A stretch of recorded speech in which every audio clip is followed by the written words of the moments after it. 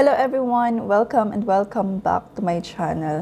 So, di ba marami pa rin po akong natatanggap ng mga questions kung kailangan pa rin ba talaga ng CFO, Guidance and Counseling Certificate, kung magtutour lang naman or kung magvi-visit lang naman sa ibang bansa kasama yung mga foreign national partner. So, dahil gusto ko rin talagang makasigurado dahil nga medyo nakakalito, nakaka-confusing talaga siya. Yung paiba-iba yung mga ano nila, yung mga bagong advisory nila. So, ayun nga, ang ginawa ko, nag-message ako sa CFO mismo na page.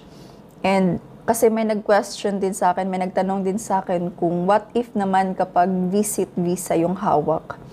So, ayun yung tinanong ko sa CFO. And ang nireply po nila ay sinend po nila yung link kung saan yun po yung GCP advisory nila, yung bagong advisory nila.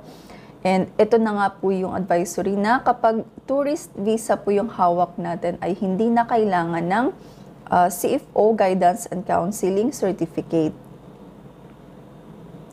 And meron din po akong nabasa sa comment section na sinabi niya na nag-reply po ang Philippine Immigration na kailangan daw po kapag first time meeting to foreign national partner or first time mag-travel, ganon. So, ang reply po ng CFO sa kanya ay ipakita lang daw po ang advisory nila na kung saan nag-start na siya noong September 3, 2023.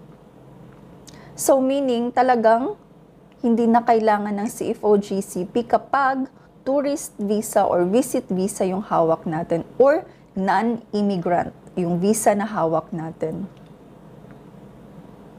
Meaning, kailangan lang po natin mag-register sa CFO GCP kapag magta-travel na tayo as immigrant or kapag meron na tayong immigrant visa na hawak. Like for example, spouse visa, fiancé visa, ganon, family reunification visa, ganon.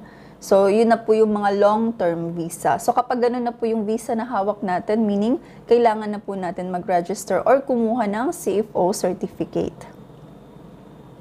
Again, para lang po sa mga tourist visa or visit visa na hindi na kailangan kumuha ng CFO Guidance and Counseling Certificate. So, kahit pa man first meeting or first time travel, so, posible na hindi na talaga sila maghahanap ng CFO certificate. Kung medyo naguguluhan pa rin kayo or kinakabahan pa rin kayo na baka hanapan, so,